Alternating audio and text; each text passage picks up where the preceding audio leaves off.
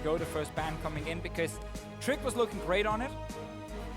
And it's also going to be a flex pick, honestly, here in Europe, I expect. It was in LCK, it was in Challenger, if people were watching yesterday and 2 days ago, where Graves' top lane is being played quite a lot now, and it's a fantastic, strong pick. So it's probably going to see more and more bans.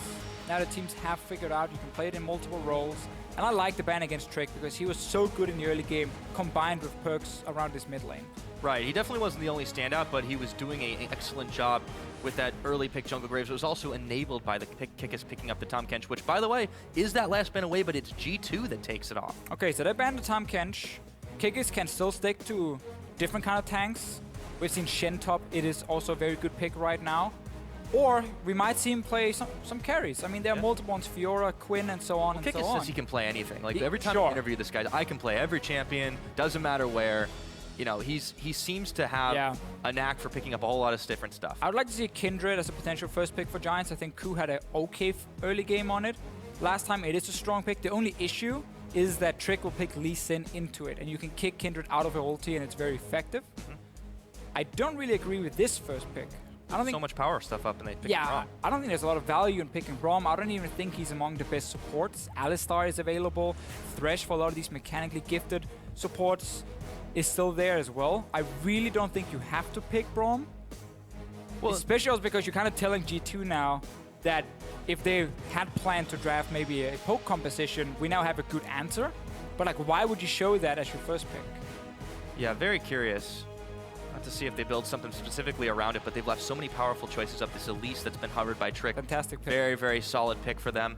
The Fiora we talked about too. The Rise was left open. It looks like it's probably not going to be the choice. Lissandra, as they hovered earlier. Tons of power. All these things are up on the board, but G2 can only pick 2. So I like Elise the most. I think she's the best jungler right now out of all of them. And then it just depends on what Kikis wants to play top. Shen can be a flex pick for support, so I would prefer that over Fiora. And they also lock it in now. So you don't have to show straight away what Kikis is playing. And we know he can take a tank to the top lane, and Shen is perfectly fine for that. I wonder if Giants just wanted to pick Braum to not show anything. They wanted to see a few picks coming in, but then you lose a lot of value by being on blue side if your first pick is not a power pick, you know, where you really can smash through in this pick and ban phase.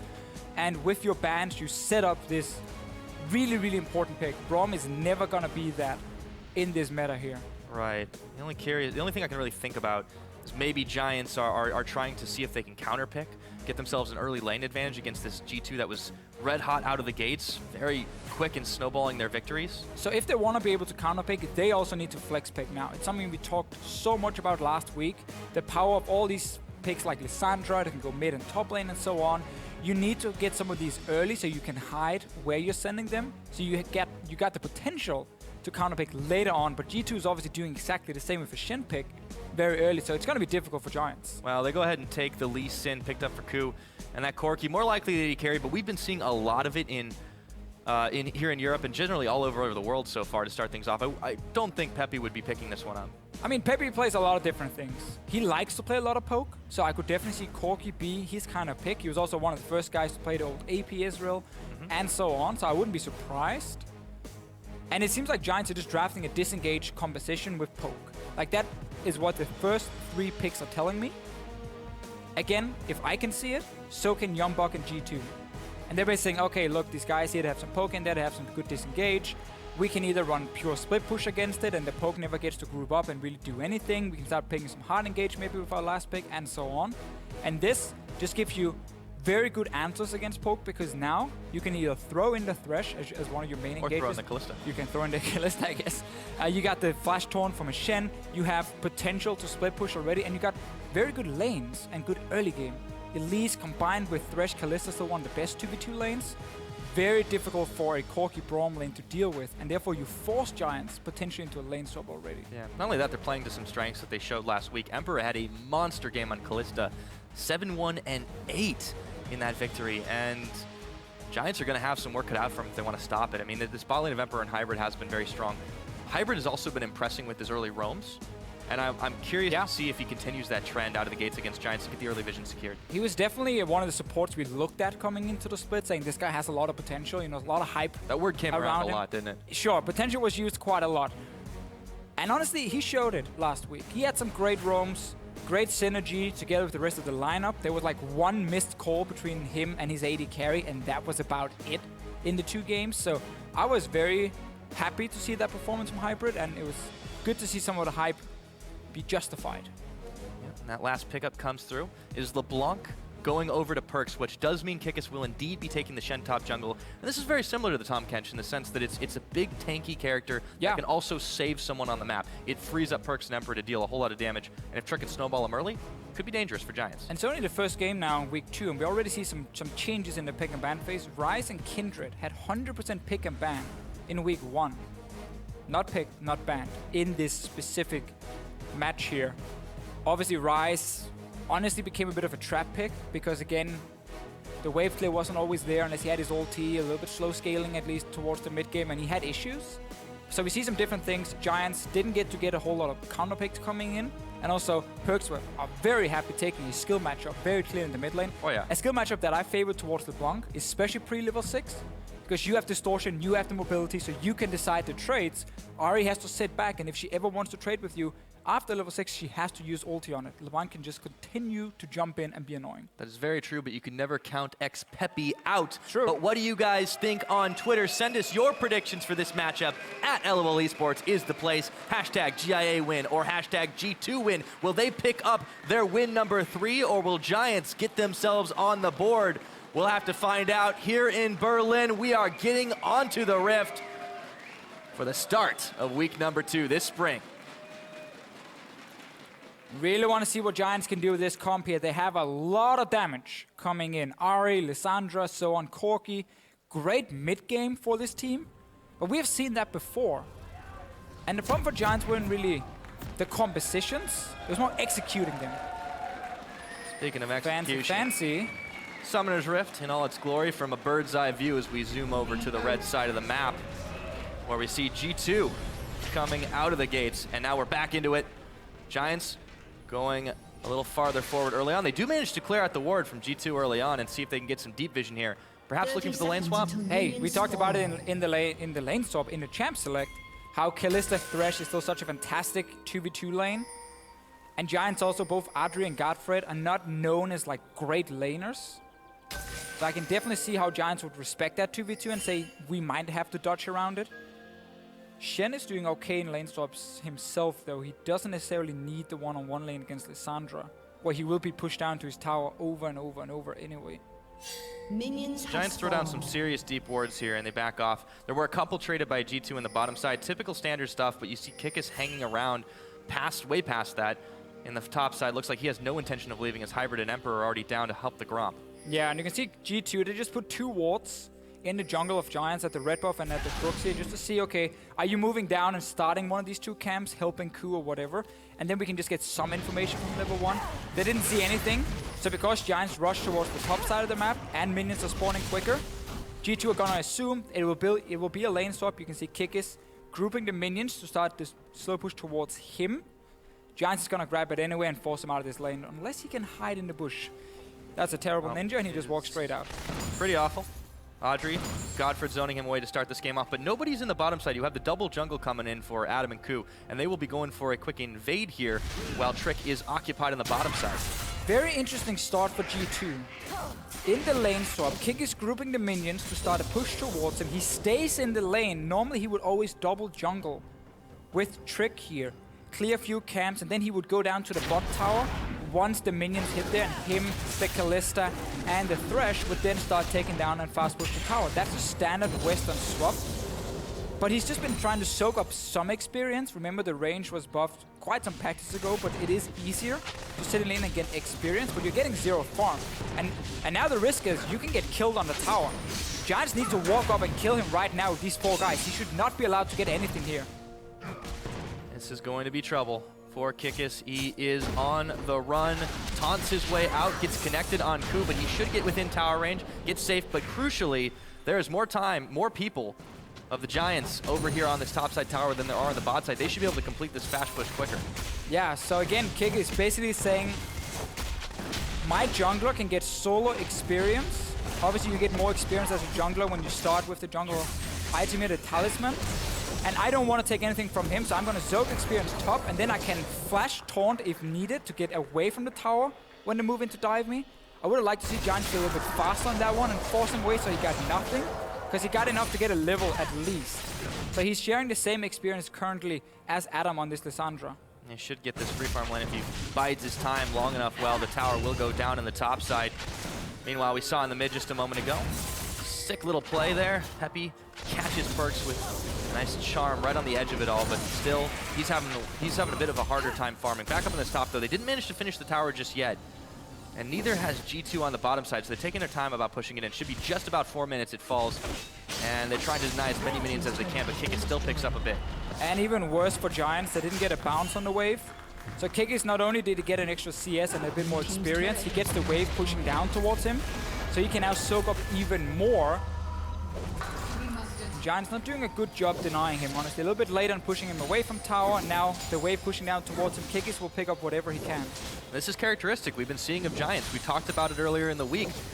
They have had good drafts, they've built compositions, but they just haven't been able to execute at the level that is expected of an LCS caliber team. Yeah, I think debatable if we can call them good pick and ban phases. I would say they haven't had pick and ban phases that lost them the game straight up. They definitely had tools to win the games. They just had to execute whatever strategy they had pretty perfectly, and they didn't manage to do it. That's really been the issue for Giants. They had a massive poke comp last week, hit the mid game, and then they keep chasing a Z around in multiple lanes and do nothing for 10-15 minutes, and that's not good enough, and that's why you end up losing. This Giant squad, they do admit that they're going to get off to a bumpy start in their roster announcement. Coach Lothar, he did describe at length that they think that these two new players, Adam and Ku, were the right players for them despite the LCS inexperience, and in Adam's case, the Challenger Series inexperience that they have. And you know, he just said it's gonna take time. We have to scale ourselves up to be a much better team. I'm not a fan of this play at all from Giants, because what G2 can do is just have Trick near the bottom side of the map, and they can defend it easy, because if Giants are diving with 4 members, Shen can just TP down to tower, and that dive will never work. So you're basically just pushing in a big wave, and forcing your own top lane now to TP up to the top lane to catch a wave. So you just used a summoner spell, and you allowed Kikis to push 2 or 3 waves down to that tower and just get free experience. Trick has to burn his flash real quick, though. He might be in a world of hurt as he jumps back onto xPePii, but he's caught and stunned. First blood goes to Adryh's Corki. G2 overextending there. Trick, at least. Yeah, just as we mentioned, our Giants didn't have the best move in this lane swap. Trick decided to invade on his own. Wow. Goodbye. Pirate, this is a bit what we mentioned, how LeBlanc can always force the fight to see bot lane. Adryh's gotta jump his way away. GODFRED's in front of him, unbreakable. No tower to fall back to, though, as he sends the Frost Bomb. Emperor and Hybrid zone them out of lane. Despite the fact that the gold was even just a moment ago, it bounced right back up in G2's favor with that pick that PerkZ was able to take. But this mid lane matchup, again, LeBlanc can just constantly, with distortion, decide when do I want to fight you? When is the wave in the correct position? When can I go in for a good trade? How can I dodge your charm? And so on and so on. And PerkZ has been using that lane control. He waits for the right moment, and he clearly surprised xPePii in the mid lane. And he picks up that kill. That's a great solo kill. Something we don't see very often. Top it off, he's got a 20 CS advantage. We're 7 minutes into this game. Emperor and Hybrid are pushing on the second tier in the bottom lane, and there is absolutely no response. Giants are acting far too slow. Yeah, it's difficult once you start setting yourself slightly behind in this swap. Not a whole lot here for Giants, but they didn't really gain anything, and Trick was the man who made the mistake before for G2. Got a little bit too greedy for the deep wards. Walking in behind 3-4 members of Giants, and Hybrid again landing that hook on the Thresh. We know he's a mechanically gifted support, and that's why G2 wants him to play stuff like this. Combine it with the Kalista for Emperor, and you have a very good G2 lane. Yeah. Keeping Trick on the bottom side too keeps the pressure on. GODFRED and Adryh are in the cooker at the moment. Will not be able to farm exceptionally well, and there's still no help coming. Ku needs to be in this bottom side or applying pressure elsewhere. But he's just back to base. It's going to be at least half health before anyone can get there. xPePii is coming down to relieve some effort. See if it pans out for him. Another hook. Catch on to GODFRED. They don't need to go in, but they will flay him back, dodging the Q. They're pinging xPePii out too. They know he's here. You said it yourself before though, Pyra. Giants are just a little bit too slow in what they're doing. Ku finds Trick, but this time there is backup. You can see down the bottom lane, we have G2's dual lane and top lane, Kikis, is trading against a no-mana Lissandra. That is usually not going to go well for Adam. He uses the last of it to claw his way out. But Giants seem to have firm control on the map at the moment, despite it only being a 700 gold advantage. 8.5 minutes into this game, and we will see Kalista throwing Hybrid in, knocking Adryh up, but GODFRED prevents the extra damage, and Gatling guns Hybrid, making him think twice about going further. All right, this is where G2 needs to slow down a little bit. That play was extremely, extremely aggressive, and it was honestly just a 2v2 near the enemy tower. Maybe they're trying to force a flash from Adryh, but you can see he didn't react at all. He's just like, I don't care. Like, it's just you two right here. We have wards in our own jungle. There's nothing really G2 could do with that one play. But aside from that, you got level 7 on your Shen, so you have the double global now. Still no TP for Adam, so Giants can't really force a play. When there's a global advantage for the enemy team, that's always the issue. It's why we so often see focus on these top laners, because once you have that lead, you can use that global to your advantage. Ku, however, he's here to gank Kikis. Kikis has already blown his flash and his taunt, and Ku kicks him right back in. Adam frozen tombs him. Kikis still burning away. Who will they give the kill to? It's Adam. Picks up his first of the game. Nice little sneaky move here from Ku, invading into the jungle of G2, despite the bot lane were pushed down so heavily to the tier 2 tower. I think he surprised Kikis and G2 right there. They were not expecting him to sit behind them. Kikis thought he could take another wave and then recall. Oh boy. Good time from PePi. Did manage to land the charm, so he traded fairly even, but PePi has had a hell of a time, still sitting 20 CS back, and the early magic resist pickup for PerkZ has certainly helped out. Hybrid's waiting in this brush, though, for PePi to step too far. And when you have these very explosive lanes, you just constantly see trading. Charms again. And also you see items like Abyssal Scepter coming in as the first one, because you want that extra damage, but you also want the magic resistance against each other. It does delay the Frost Queen's claim, but then again, you can just get it as a second item, and it's still fine to pick off targets, because right now it's about the laning phase, and they're both building towards it. Well, PePi has called in some backup.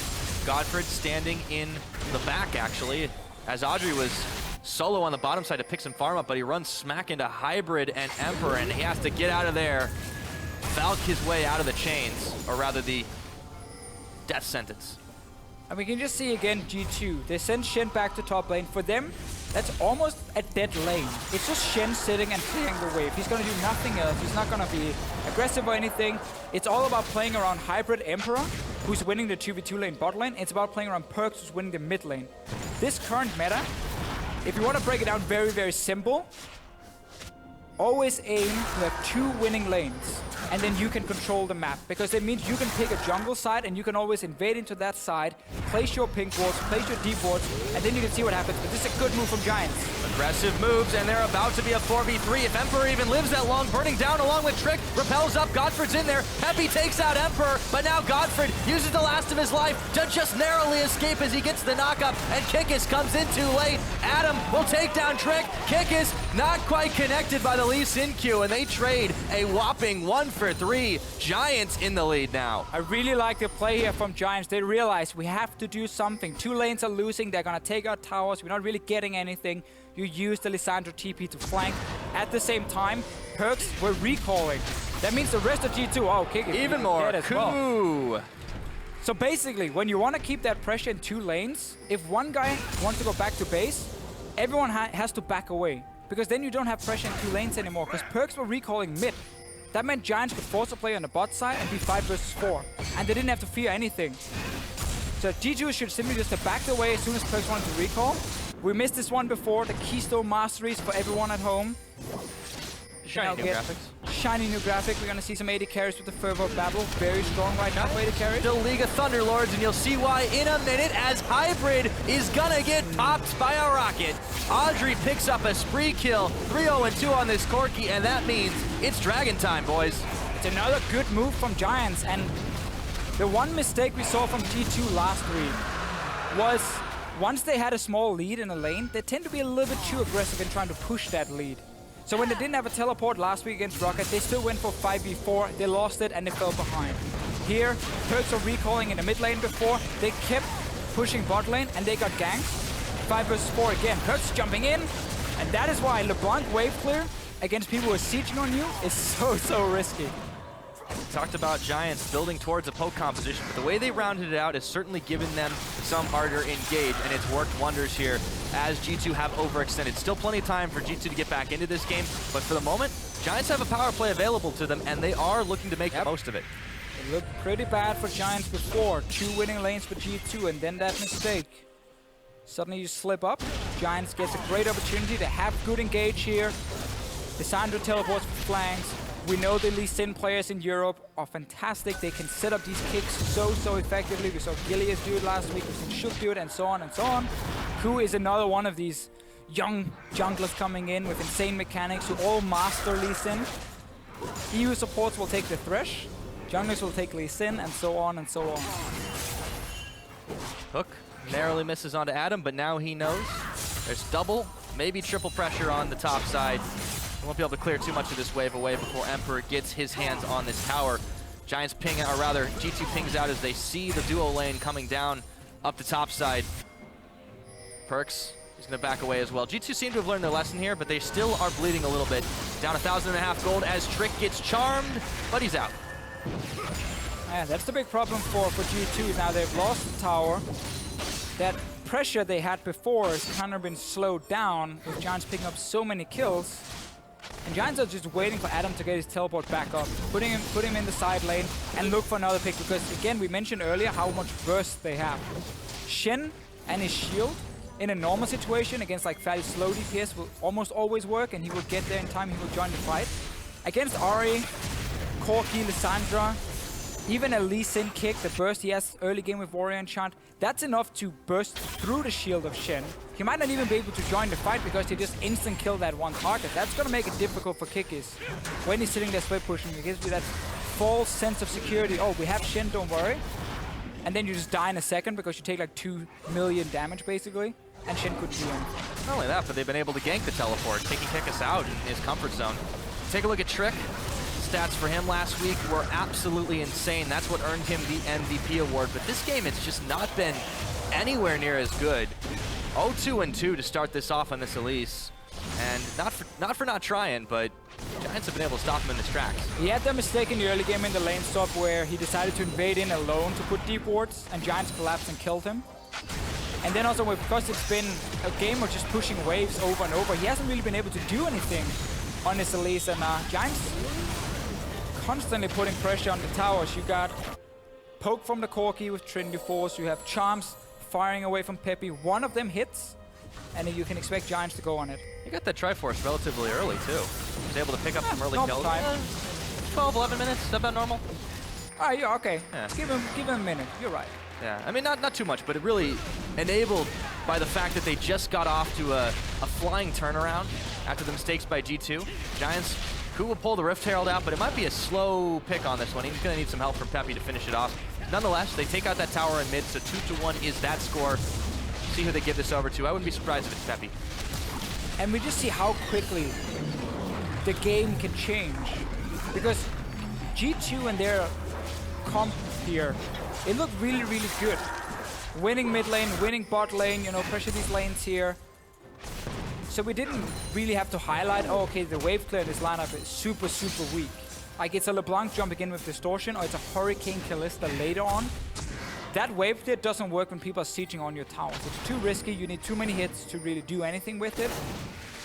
But because they were winning lanes, which is what they picked for, it was okay in the start. But once you then start making the mistakes, your comp just started looking so bad, because the other team can just start grouping on your towers, and you can't do anything. You have to force a fight. We're gonna need to see Hybrid get thrown in there with the Shen ulti on for G2 to force these fights. They cannot make more mistakes, because then they fall too far behind. You're absolutely right. And at the moment, you can see them still trying to make picks, but Adryh's just way too slippery. That close call a minute ago, he just saves and waits on that Valkyrie. He knows he can get out of harm's way. He hasn't really had to burn his flash for much this game. G2 will find a moment to grab a tower up in top, so they will even that score, but not for long, because Giants are able to do the same thing on the bottom side. And now they can send PePi back. He's got a slightly quicker recall with the mini Baron buff. And they can push on this bottom turret, and it looks like it will be a trade continuing, but PerkZ is also unopposed in the mid, at least until Ku comes around. But this is a Giants team who were in the advantage, who had the advantage. They had the map control. They could siege pretty effectively on G2 or pressure them on the towers. So trading is not the greatest, especially not because the mid lane was left completely open. The Giants getting too greedy for the bot lane tower. see what the package can do. And he spends it, but the spider comes up, the spider goes down, Emperor throws Hybrid in, they get a playback, and Adryh gets shut down. Emperor picks up his first kill of the game and a nice chunk of change in his pocket. Story for Giants in the first week of the LCS continues in the second week. We see some good plays. We can praise it. And then the mistakes start happening. And so often it comes down to the shot calling of this team. If you want to invest 5 members on the bottom side here, you need to make sure your other lanes are pushed out. G2 were already pushing mid lane and top lane by the time Giants showed up bot. So they lose 2 towers for it. Then they panic a little bit and say, we gotta make up for it. We gotta get some gold back. And Adryh goes in on his own, on the top side. His team couldn't follow because of the package. And that was the side G2 just had every single member on. They'd just taken the top tower. So obviously they just returned. They're like, oh, okay. He's chasing us 1v4 basically. And they pick up a free kill. These are the mistakes Giants are constantly gonna look at in these VOD reviews when they go home after the games and be like, here and here and here, we make some clear mistakes. I want to see this team, if they can manage to fix it, if they can improve the macro strategy, the shot calling, because I think they have some good individual players who can make some of these big plays. It just always seems to fall flat when then the shot calling fails and these mistakes happen. Some of the same problems we noticed for them last year. They did make improvements, this Giants squad, in the 2015 season. It was very slow, and we saw them finish as high as playoff contention. But this time around, they said, give us time. We will be a great team. Ku and Adam will step it up, but will it be now? GODFRED gets hooked on a line, and he sends them flying as they take down Hybrid. Trick is burning away. PerkZ is kicked into the team, and he's trying to distort his way out, but Ku takes him down. xPePii narrowly escapes, and the red buff is even in the mix as Kikis is fired down by Adryh, and in goes Ku. Double kill for Adryh, looking for 3. Emperor hops the wall. Will he go in? Yes, he does. Emperor's trying to escape for him. Bounce bomb doesn't connect. Adryh can't do it. He won't go forward. No ace this time. So honestly, I feel like we can say the same thing for G2. There's some good players in there that can make some big plays, but then sometimes the shot calling can also fall apart. Walking up the jungle here for G2. Emperor was sitting in the mid lane. He wasn't there in the start of the fight. The Giants had a great collapse. G2 could see them, multiple of them around. Let's see what happens now. They're chasing for Ku. Sends a kick onto Kikis. That was beautiful, by the way. He has a really quick speed buff. Ku just stopped the home guard instantly with that Sonic Wave here. That was very, very beautiful. It will, however, open up a window for G2 to start on this Baron. Can they take it in time? Teleport coming in for Adam, racing to defend this, but Ku is back. They don't have the smite available to try and fight for this one. Can Adam interrupt? Chili Ghosts are out. Hybrid throws the box. Let's go in, man. He's gonna go in to try and make the play, but he's already getting chunked down. The chains are on him. Baron goes down, and so does Adam. Shut down, however, is given over to Kikis. Rather, that's the one that they were looking for, and insta-popped. Adryh goes in without nearly enough backup. G2 don't lose a man, and they've got a Baron buff. This is a crazy game where I feel like when we praise one team, the other one starts doing well. Then the other team starts doing something, and the other team messes up, and they keep like trading. Welcome to the caster curse, Deficio. Keep just trading kills left and right, and then Giants gets a great team fight. They all recall and lose the Baron. Now Ku dies. Oh boy! As well. Hanging around a little longer. What's going on? I don't know, and xPePii, he's gonna try to answer back, but they got the Shen ultimate stand united. And G2 United will start pushing down this mid lane with the Baron empowerment. 4 members on as Trick goes back to base. Giants rushing to defend without their jungler now. It will be a 4-on-4 for the moment. Yeah, we got a lot of AP damage on the side of Giants. That's gonna be very difficult for them. It means it's difficult for them to clear the wave here with the Baron buff minions as well, and the damage they can deal. Obviously, we just need a ban of command to make it impossible. Soon. Maybe later, who knows? We'll see. Not exactly building towards it, but anyway, there's a ton of magic damage on the side of Giants. We have Blockhead obviously from Trick early. That's gonna make the itemization fairly easy for G2. Especially because Corki does so much magic damage at this point as well with the cooldown reduction build. Alright, let's see the fight. So there is vision on a lot of the members from Giants, and G2 get trapped in the jungle. You can see here Kalista joins very late, Ku as well, but he can kick in perks and face plants into the wall. honestly, just a super messy fight from G2 and Giants using the burst we talked about, the amount of CC.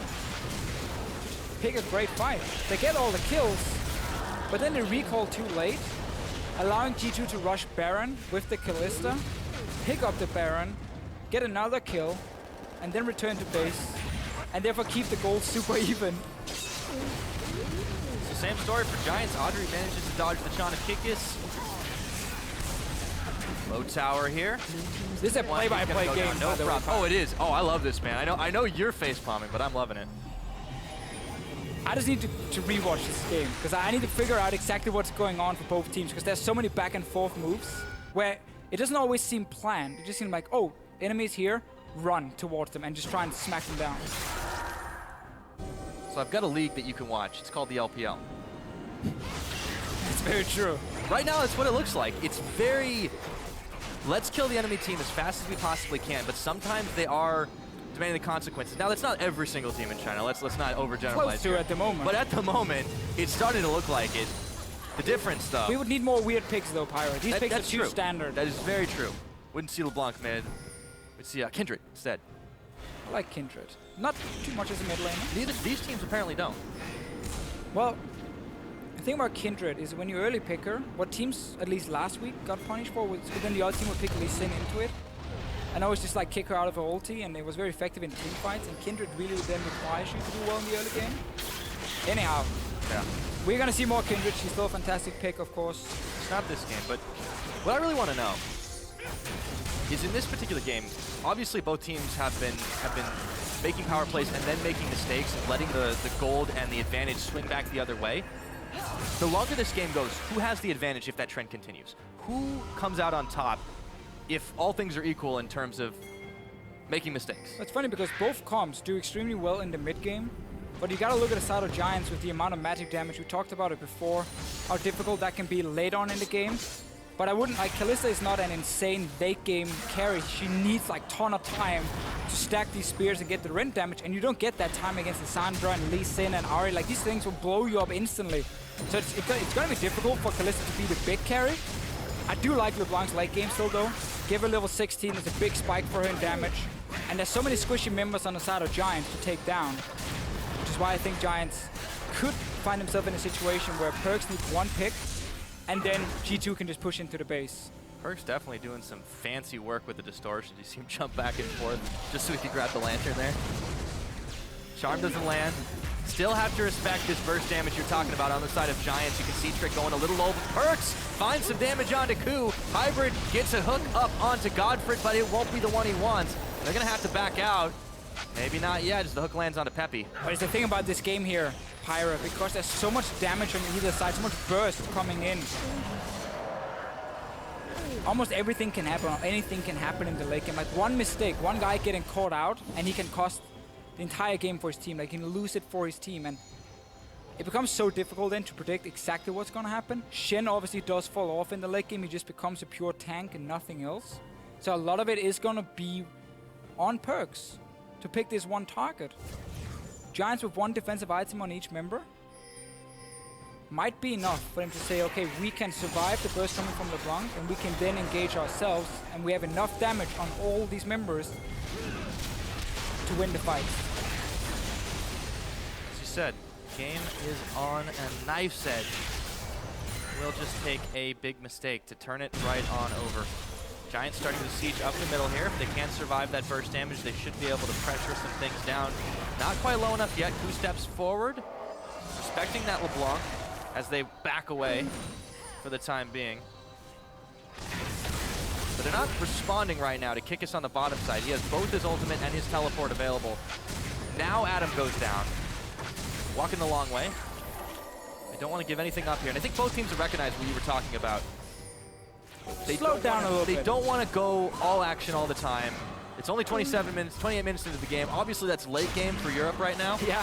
But you want to let the game peter out a little bit more and get yourself in a confident position to start a fight. And we have to remember, in the current meta here, the fact that your death timers are longer as well here in the game, it does mean that if you do play too aggressive, like we've seen these two teams do, again, that one mistake can just cost you almost everything, because it can be a Baron, into 2 towers, into inhibitors, and so on and so on.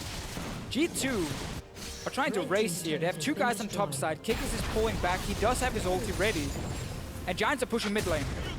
Yeah, 3 members rather on the mid. That's going to cost a teleport, and another one prompted as you see Kikis coming in, but immediately Ku goes in onto PerkZ, who backs right off. Inhibitor towers down. The inhibitor is soon to follow. Only Kikis and Hybrid are really there. Peppy gets played back in, but he's going to back right on out. Hybrid low on health, so is Kikis. The inhibitor stands, and Hybrid gets a big knockup thrown in by the Kalista, but he's almost popped on the back half of it. PerkZ right in front, trying to take him out, but he only finds GODFRED. A worthy sacrifice, and they just get the inhibitor for him. Adryh, though, he's caught, he's down. That changes everything. 3-4-0, and an inhibitor.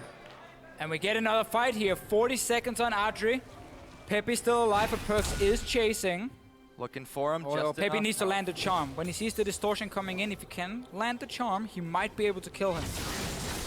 Gonna have to be an outplay for the ages. PerkZ on the chase. Meanwhile, Ku is actually pinged out as he was being chased by the remaining members. But critically here, G2 aren't doing anything with these kills that they just got. They're getting Baron. They're trying to Baron. Don't worry. All right. They're I didn't see him on Baron, my bad. They're gonna take the Baron. Thought they were chasing Ku. Never mind, they got Baron Nash. Chasing the Baron. There we go. Oh, chop miss! Peppy stays alive! Ay caramba, there he goes. PerkZ on a killing spree. All right, they get everything here then for G2. Baron, get another kill. That means Peppy is now dead for 45 seconds. That allows G2 to set up another push. PerkZ can just recall super quick and then use the home guards out. Let's see the fight again. G2 with very strange base race at first against 5 guys, and then we get the big fight. Giant's not able to burst down anyone because he's onto Kikis. He can then ulti back on Hybrid, so everyone is still alive for G2. Second chain on GODFRED, that's another kill. The Emperor is gonna flash for Peppy over in the bush here. And they catch on to Adryh, so just a very good chase from G2, and the fact they have a front line, Shen, Elise, and the Thresh taking the damage here, it allowed the 2 carries to do what they had to do to get the kills. Ku just takes a massive chunk. Peppy just comes back up. He'll have to base, or Ku rather will, as G2 are pushing in to try and answer the inhibitor. The Baron-empowered minions versus the super minions the Giants are bringing out of the gate. 4-1 push with Kikis on the bottom. No response to that just yet. Giants will need to do it in a hurry if they can force a fight. And with Baron empowerment on all these members, may not be the easiest thing for them to do. Do you see the importance in having that front line though? If you can stand in front of the Ahri, force her to use the stuff on the Shen, on the Thresh, it just allows PerkZ and Emperor to deal the DPS. What G2 used in the last one. I also think Giants got a little bit rushed. They wanted the inhibitor down and take the fight at the same time, and didn't manage to balance it too well. Speaking of inhibitor, that turret is gone. This one could be soon. Super minions finished off by Emperor, but the rest of Giants are here. Not yet responding to Kikis. PerkZ goes in, PerkZ goes out. Now you see him, now you don't. Kikis has now once again rejoined his team, or close enough to it, but he's immediately spotted. Tense moment here at the front gates of Giants Gaming. No Void Staff yet for Peppy in the mid lane. Big issue when we just talked about how much magic resistance we see on the side of G2. I actually really like to get that in as a 3rd item on Ahri. And he's been delaying it. Currently he's sitting on only 200 gold, so he's not even close to getting it. He won't have it for the next fight. So his damage is greatly reduced. Lissandra late game damage as well starts falling off more and more. It becomes almost better to just go in with your claw and then ulti yourself. Adryh though, he's aiming for Kikis. Taunted up, but there is no backup, but there is a Stand United. Ku will kick him, and then he goes right back in. With the Baron empowerment, Kikis is trying to stay alive through it all. Meanwhile, G2, recognizing less people are at home, are trying to knock down the front door. Kikis is buying some time.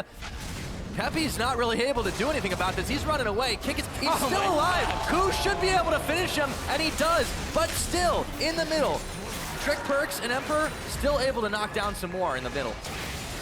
All right, so base is open now for G2. Kikis buying some time. I think he was just expecting it to be Adryh at first. Maybe joined by GODFRED or something, seeing as he decided to ulti away, didn't realize Ku was coming. Close. Didn't get it, but again, he bought enough time. G2 gets inhibitor. And really, again, such a back and forth. Giants had the lead, then they lost it, then they got it back, now they lost it again. Can't wait to see the goal graph this game. That Baron power play, less effective than the last. You saw it pop up earlier. It's about 5,000 gold swing for this one. Still able to put themselves up ahead. You can see 4,000, almost 5, separating Giants and G2 at the moment. 34 minutes on the clock as Adryh does not take that much damage, but Pepi is another story. Spirit rushing out, Emperor looking for him, finds the last hit, throws Hybrid in as insurance, and the chase is on. Teleport in, they melt through Adam, and now they look for the rest. Adryh and GODFRED in PerkZ sights, the chains will whiff.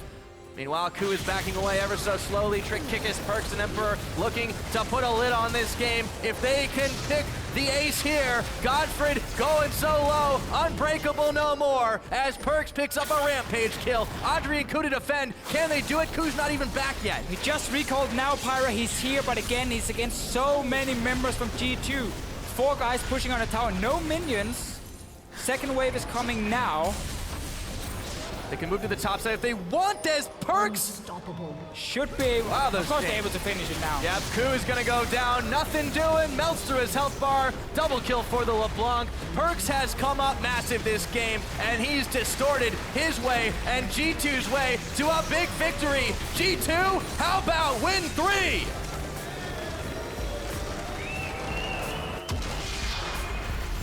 This, however, is not the kind of game where you feel super proud after, because this was a very, very messy game.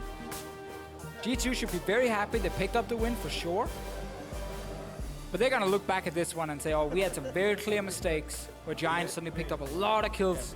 Think back to the play in the bottom lane, 15 minutes or so into the game, where PerkZ is recalling from mid lane. Giants is saying, okay, if he's gone, we can engage on bot lane 5 versus 4 to do it, to get the kills. You know, Giants suddenly have the goal lead. But then both teams just, I'm not even sure. They just kept kind of jumping into each other and getting caught out. And then suddenly there was a quick base race happening. Well, as a coach in Europe once said, a win is a win. It is, but I'm getting too old for this. Definitely one to think about. I mean, if you had come to me in the preseason and said, the first big test G2 eSports will have is Giants Gaming, I would have called you crazy. But they handed it to them. A lot of it was off their mistakes. But Giants did have some good moves this game. They were able to take advantage of the overextensions that G2 eSports brought out there. And I think this will strengthen both teams going forward.